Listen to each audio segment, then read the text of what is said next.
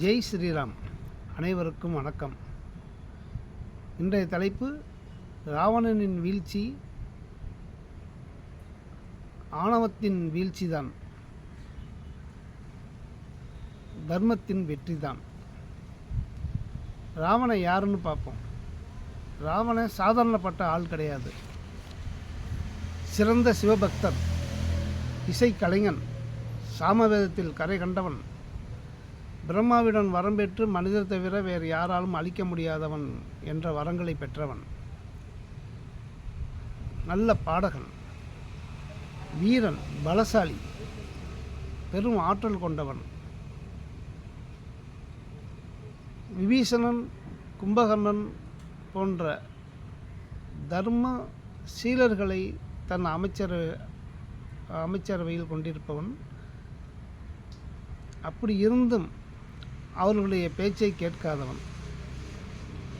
இவனுடைய minus point என்ன அப்படின்னா, இவனுடைய ஆற்றல்னால தான் இலங்கை முதல்ல குபேரர் கைவசம் இருந்தது. அவர் தான் இலங்கையை வளமிக்க நாடாகவும் செல்வமிக்க நாடாகவும் மயன் மூலமாக ஆக்குறாரு. புஷ்பக விமானம், பல வரங்கள் தரும் புஷ்பக விமானமெல்லாம் அவர் தான் வச்சுருந்தார். அவரை வஞ்சகத்தால் ஜெயிச்சு தன்னுடையதாக்கி கொண்டவன் எல்லாத்தையும். வேதவதி என்ற பெண்ணை பலவந்தப்படுத்தி அவருடைய சாபத்துக்கு ஆளானவன். தன்னை விரும்பாத பெண்களை கூடினால் தலை வெடித்து சிதறும் என்ற சாபங்களை பெற்றவன். ஏன் இப்படி? நல்ல திறமைகள் இருந்தால் நல்ல வழியில் செலுத்தி நல்ல வழியில் இருந்தால் செயல்பட்டால் அவனுக்கும் சந்தோஷம், மற்றவங்களுக்கும் சந்தோஷம். தன்னிடம் மிகுந்த பணம் உண்டு, அதிகாரம் உண்டு என்ற ஆணவம் வரும்போது தான் மனிதன் அழிவை தேடிக்கொள்கிறான். அதுக்கு உதாரணமாக தான் ராவணன் கதையை நம்ம பார்க்குறோம். பலராலும் அழிக்க முடியலை, எவ்வளவோ கெடுதல்கள் பண்ணிக்கிட்டே வந்திருக்கான். அதனால தான் பலருடைய சாபத்துக்கு ஆளாகி யார் இவரை அழிப்பார் என்று காத்திருக்கிற சமயத்தில் தான் ஸ்ரீராமர் அவதாரம் எடுத்து திருமால் அவரை அழிக்கிறார். அப்படித்தான் அவரை அழிக்க முடியும். அப்படிங்கிறதுனால மாற்றான் மனைவியை தன்வசப்படுத்துவது என்பது யாராலும் ஏற்றுக்கொள்ள முடியாது. பல அதர்ம செயல்களை செய்ததாலும் அவனை யாராலும் ஏற்றுக்கொள்ள முடியவில்லை.